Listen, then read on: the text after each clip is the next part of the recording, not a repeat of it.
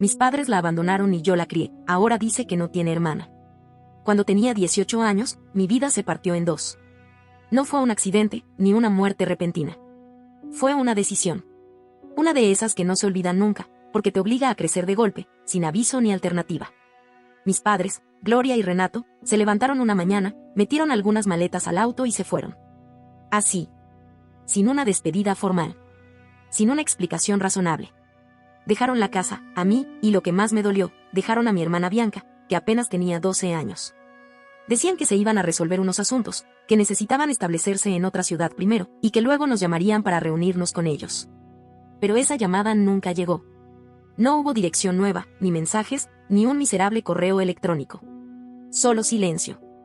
Y una promesa rota que, con el tiempo, dejó de doler para empezar a pudrirse por dentro. En ese momento yo acababa de terminar el colegio. Había conseguido trabajo en una tienda de autoservicio mientras preparaba mis papeles para inscribirme en la universidad comunitaria. Tenía ilusiones, claro.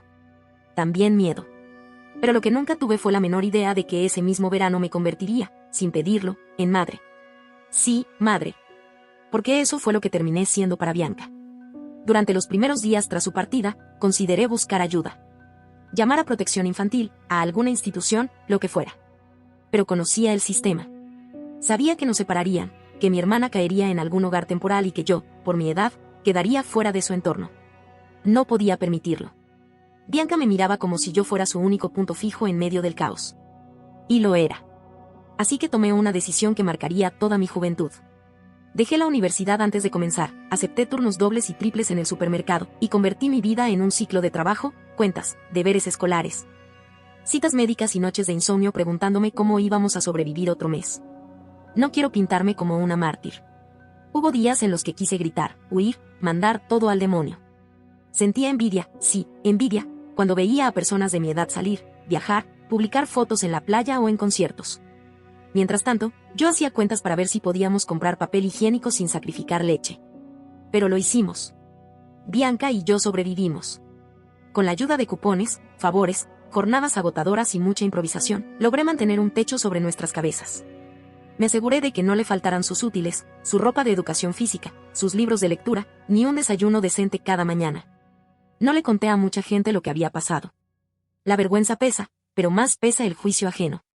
Me bastaba con verla bien, avanzar, crecer. Le revisaba las tareas, la acompañaba a las reuniones escolares, le celebré sus 15 con una torta comprada con monedas que junté durante meses. Y cuando llegó la hora, la ayudé a postularse a universidades, firmé los préstamos estudiantiles a su nombre y la llevé a su nueva residencia. Nunca se lo eché en cara. Nunca. Jamás le dije que me debía algo. Al contrario. Sentía que verla volar era mi recompensa. Mi alivio.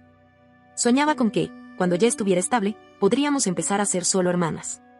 Compartir cafés, chismes, tardes de películas. Tal vez hasta tener espacio para construir mi propia vida. Pero esa etapa nunca llegó como la imaginé.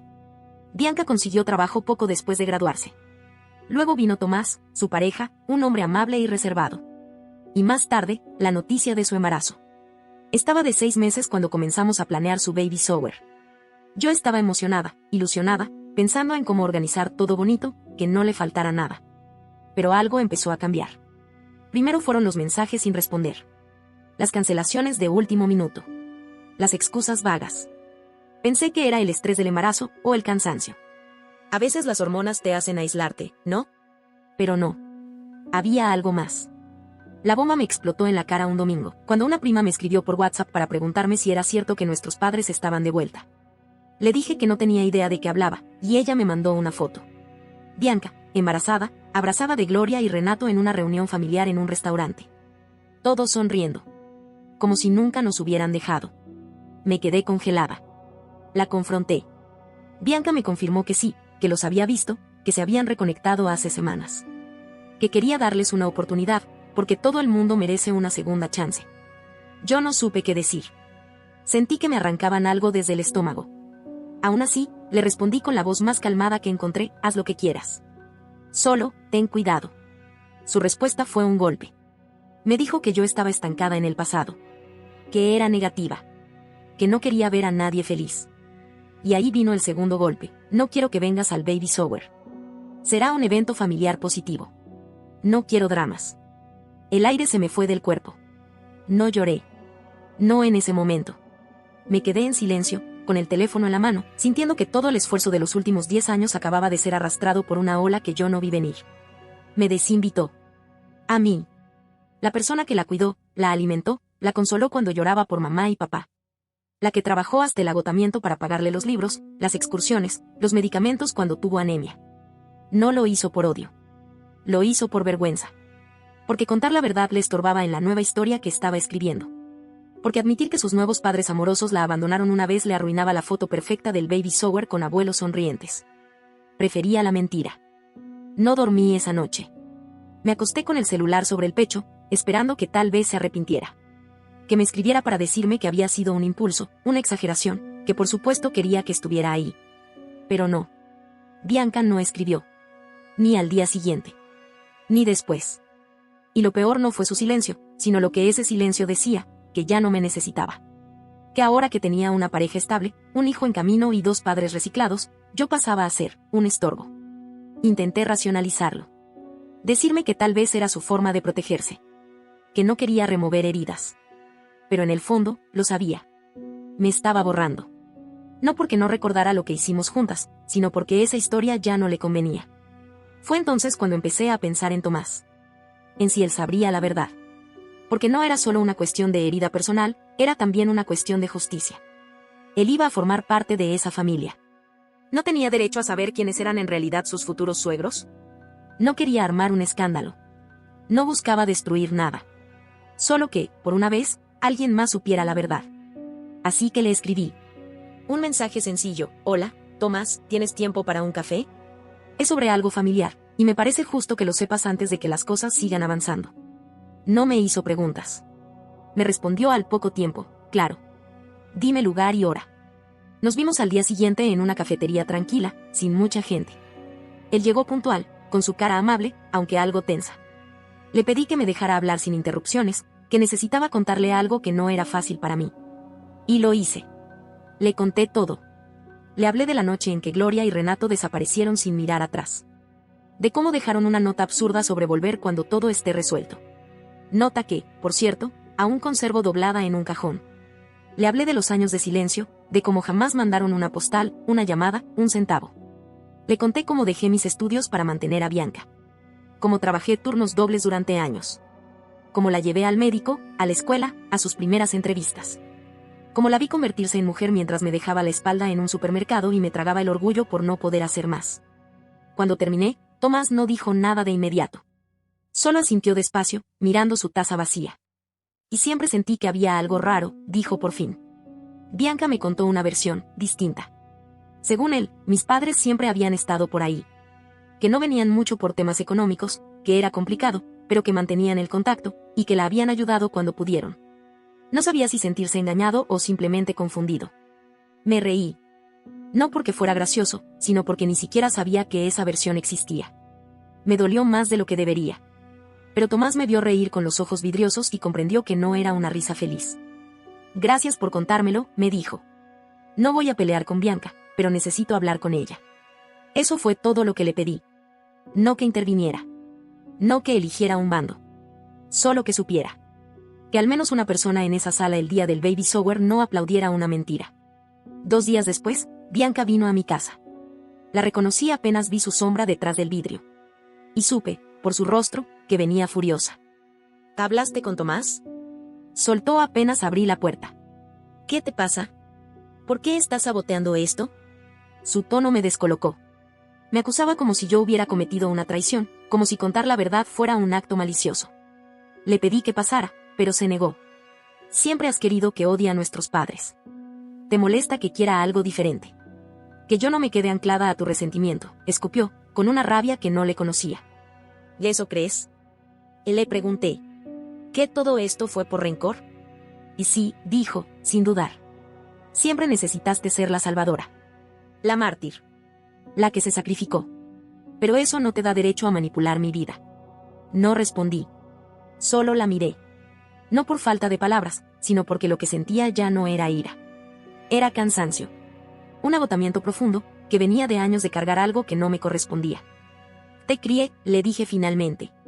No porque quisiera reconocimiento, sino porque no había nadie más. Pero tú borraste eso como si fuera algo incómodo. Y ahora me haces ver como la amargada, la controladora. Solo porque no quise fingir que nada pasó. Ella no respondió. Se quedó callada. Yo también. Al final, se giró y se fue. No dije nada más. No intenté detenerla. Pero esa conversación me dejó marcada. Me fui al baño, cerré la puerta y lloré. Lloré por los años perdidos, por la injusticia de que el esfuerzo sea tratado como egoísmo, y el abandono como algo que se puede perdonar sin consecuencias. Esa noche me pregunté si me equivoqué. Si tal vez fui demasiado dura, demasiado exigente con Bianca. Tal vez sí. Fui estricta. Le exigí mucho con sus estudios, la protegí incluso cuando ya no era necesario. Pero lo hice porque no tenía otra guía. Porque tenía miedo de perderla también. No fui perfecta. Pero estuve. Siempre estuve. Cuando lloró por no saber por qué mamá y papá no volvían. Cuando tuvo fiebre. Cuando no podía dormir. Cuando se graduó del colegio y fui la única que le aplaudió con lágrimas en los ojos. Eso no se borra. Después de ese último encuentro con Bianca, supe que no quedaba nada que pudiera rescatar. No por falta de amor, sino porque ella misma había dinamitado el puente entre nosotras.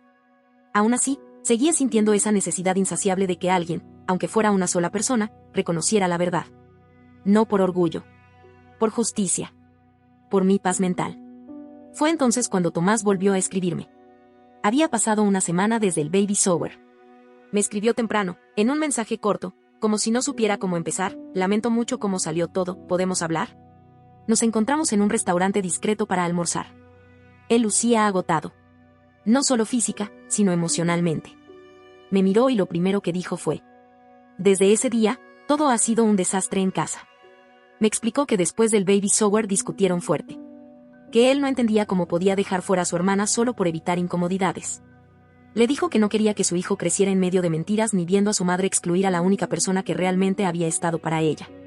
Y entonces, Tomás me hizo una propuesta. Su madre estaba organizando una cena pequeña, una especie de continuación del baby shower, pero solo con amigos cercanos y familiares más íntimos.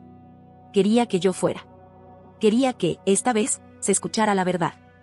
No tienes que decir nada si no quieres, me dijo. Pero si decides hablar, esta vez yo te respaldo. Al principio dudé.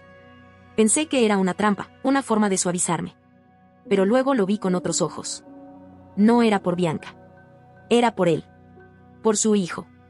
Y, en el fondo, también por mí. Acepté. No porque quisiera redención, ni porque esperara que Bianca me abrazara y me pidiera perdón.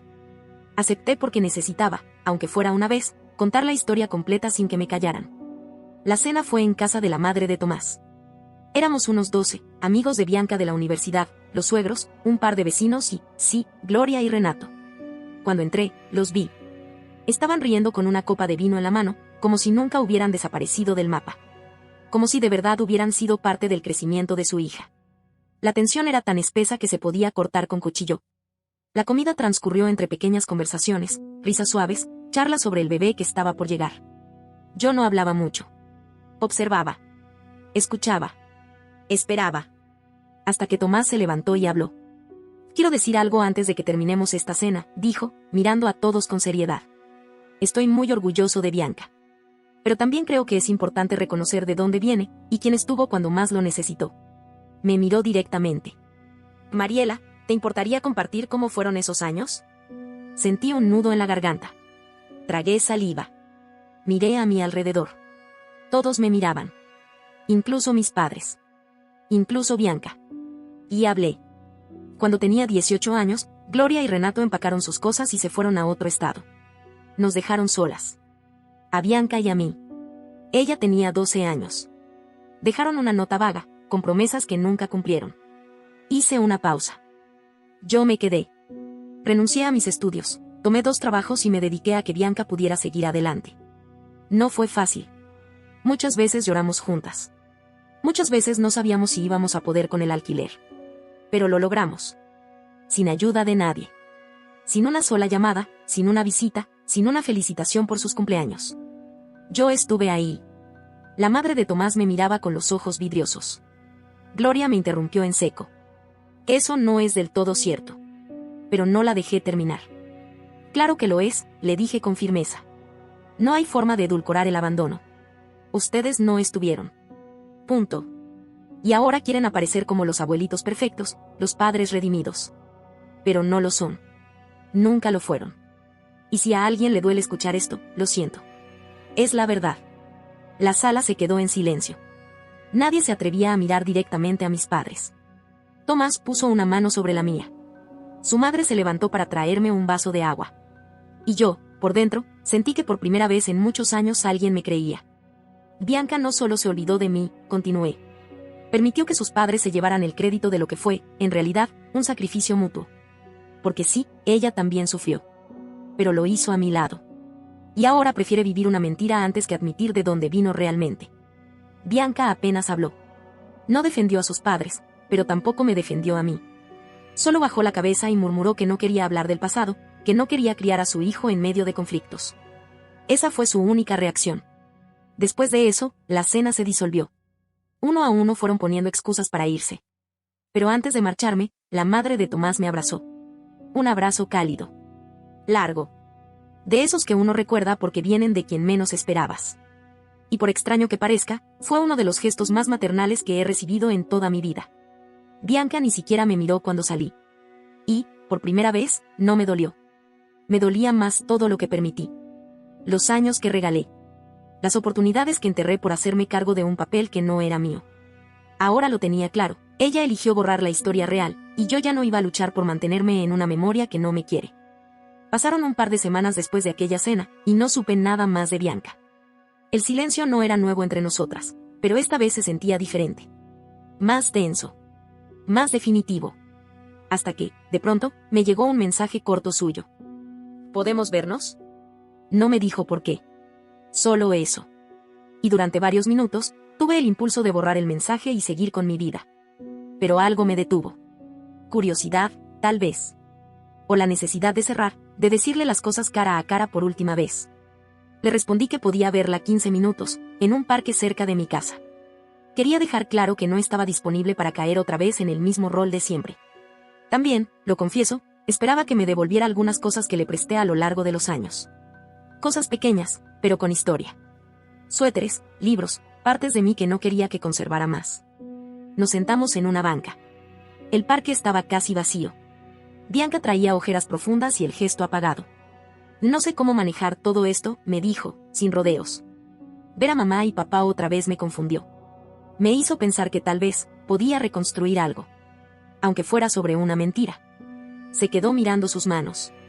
Tenía los dedos entrelazados como si se aferrara a no caerse a pedazos. No esperaba que se saliera tanto de control, continuó. Pero cuando me di cuenta, ya estaba tan metida en la farsa que no sabía cómo salir sin quedar como la mala. Y lo estás, le dije. Su excusa me sonaba a intento de redención a medias. No había verdadera reflexión, solo incomodidad por las consecuencias. No me contradijo. Solo asintió, bajando aún más la cabeza. Solo quería algo nuevo. Algo que me hiciera sentir que todo podía sanar. Pero terminé alejándome de la única persona que estuvo siempre. Guardamos silencio por unos segundos. Mariela, lo siento. De verdad. No por la culpa, sino porque te fallé. No sé si hay forma de enmendarlo, pero quería que lo supieras. Me miró con los ojos enrojecidos. Yo sentí muchas cosas al mismo tiempo, rabia, pena, tristeza, un dolor profundo pero ya no rabioso. Y aún así, me mantuve firme. Entiendo por qué lo hiciste, le dije. Pero eso no justifica que hayas borrado nuestra historia. Yo fui tu hermana, sí, pero también tu madre durante años. Renuncié a muchas cosas por ti. Y tú decidiste premiar a quienes nos abandonaron, mientras a mí me hiciste invisible. Ella no discutió. Ni se excusó. Me dijo que lo entendía. Que sabía que no tenía derecho a pedirme que volviéramos a ser cercanas. Pero que, si algún día me sentía lista, le gustaría recomenzar, aunque fuera como extrañas que alguna vez compartieron un hogar. Eso no va a pasar, le respondí sin dureza, pero sin rodeos. No voy a volver a ese rol en el que tú te permites fallarme y yo tengo que cargar con el dolor en silencio. Le pedí la bolsa con mis cosas. Me la entregó sin decir nada. Me levanté, le deseé lo mejor como si hablara con una conocida lejana, y me fui. Días después, supe que dio a luz. Tomás me escribió al día siguiente. No fue un mensaje sentimental, solo algo simple. Nació anoche. Está bien. Si quieres conocerlo, puedes venir cuando quieras. Me quedé mirando ese mensaje largo rato. Agradezco que me lo haya dicho, pero no fui al hospital.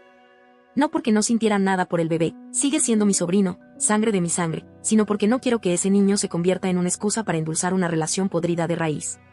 Tomás lo sabe. No insistió. Solo dejó la puerta abierta. Con el pasar de los días, seguimos hablando de manera esporádica. Fue él quien me contó, tiempo después, que estaba considerando divorciarse. Que desde el baby shower, su relación con Bianca se deterioró. Me dijo que dormía en el cuarto de invitados, que la confianza se había quebrado y que temía que ella repitiera ese patrón con su hijo si algo no le salía como esperaba. Finalmente, lo hizo. Se divorció una semana después de nuestra última conversación. Me confirmó que la decisión había sido suya y que lo hacía para protegerse. No fue una venganza, ni algo que yo provocara. Fue la consecuencia natural de haber visto el verdadero rostro de la persona con quien se había comprometido. En paralelo, yo seguía con otro frente abierto, la demanda contra mis padres. Muchos me dijeron que no servía de nada, que no ganaría, que solo removería el pasado. Pero seguí adelante. No porque esperara justicia perfecta, sino porque no quería que se fueran sin enfrentar las consecuencias. Y gané. Gloria y Renato tuvieron que pagar casi $50,000. Ironías de la vida, habían tenido una mejora económica importante desde que se marcharon, así que el dinero estaba ahí. Lo suficiente para que el juez aprobara la compensación por abandono y daños derivados de mis años como cuidadora principal de Bianca. No me devolvió el tiempo perdido. No me dio juventud, ni la carrera que no cursé, ni las noches de hambre y miedo. Pero sí me dio una base. Con ese dinero, decidí hacer lo que no pude antes, matricularme en la universidad comunitaria. Me quedan algunas clases para terminar mi carrera, pero ya trabajo en un área relacionada y tengo un salario digno. También, por primera vez, me estoy dando el lujo de pensar en el futuro. Y hace 4 meses, me casé. No hay planes de tener hijos pronto. Aún estoy sanando. Pero estoy feliz. Es un matrimonio sano. Uno en el que no tengo que ser madre de nadie. Solo una mujer que, por fin, puede ser cuidada también. Bianca y yo no volvimos a hablar. Y así está bien. Ella comparte la custodia del niño con Tomás. Él me escribe de vez en cuando. Me contó que está saliendo con alguien nuevo, alguien que, según sus palabras, no tiene fantasmas sentados en la mesa del desayuno. De mis padres no he sabido más. La demanda los obligó a regresar al estado para firmar papeles, pero no intentaron comunicarse conmigo. Supongo que ya entendieron que no hay regreso posible. El mundo es amplio y, por fin, tengo espacio para recorrerlo sin cargar una historia que no me corresponde. A veces, mi amiga, aquella que fue al baby shower y me defendió, me recuerda que todavía soy joven, que el tiempo no fue del todo perdido. Quizá tenga razón. Tal vez no soy una sobreviviente. Tal vez soy una mujer que, aun con todas las fracturas, decidió no convertirse en lo que le hicieron. Ahora sí, estoy despertando de aquella pesadilla. Y el sol, aunque tímido, finalmente entra por la ventana. No olvides dejar tu opinión en los comentarios, dejar tu like y compartir este video.